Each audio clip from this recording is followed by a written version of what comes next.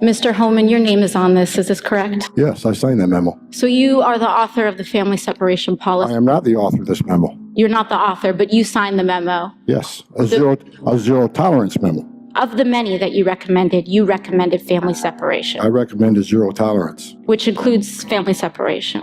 The same as is with every U.S. citizen parent gets arrested with a child. Zero tolerance was interpreted as the policy that separated children from their. If I get arrested for DUI and I have a young child in the car, I'm going to be separated. When I was a police officer in New York and I arrested a father for domestic violence, I separated that father Mr. from his Holman, with family. all due respect, legal asylees are not charged with any crime. When you're into the country illegally, it's violation 8 United States Code 1325. Seeking asylum is legal. If you want to seek asylum, you go through the port of entry, do it the legal way. The Attorney General of the United States has made that clear. Okay. Friends, in this video you can clearly see that this congresswoman means MP in USA.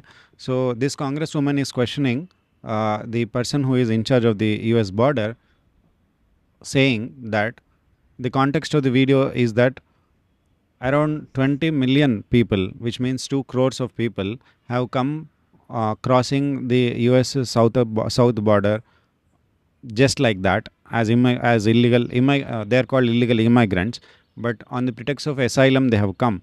So what happens is there are international laws that say that if a person comes to your country's border seeking asylum because of political persecution that person might be undergoing, or religious persecution that person might be undergoing, then you have to give shelter to such person.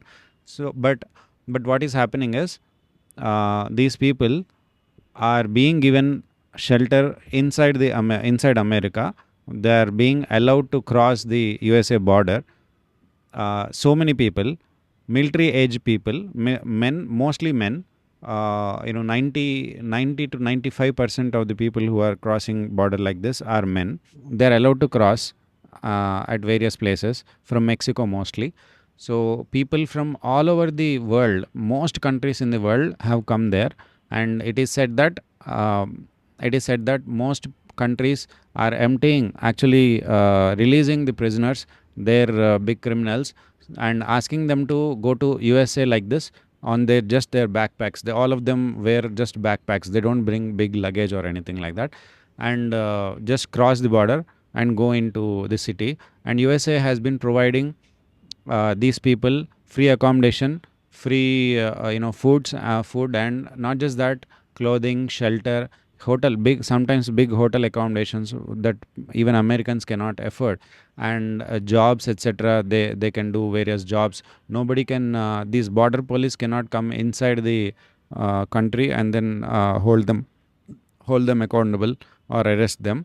And if anybody has a problem, then they will be tackled and not these people.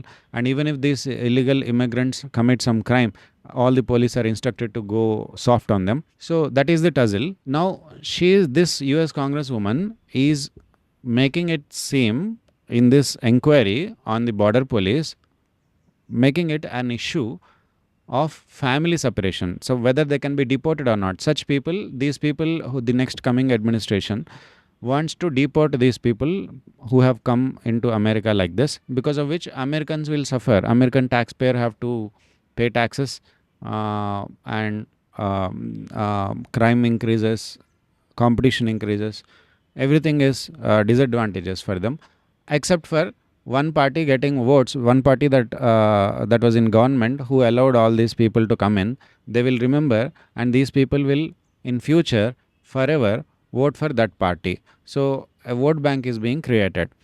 So this is the point. But how is it shown is that this congresswoman from that party, AOC, she is asking this border patrol officer, she is making it seem like a humanitarian problem. If you deport these people will be separated from their family, because some of their family, they have come here illegally, but they got a child now who was born in the America, and that person by birthright becomes their American.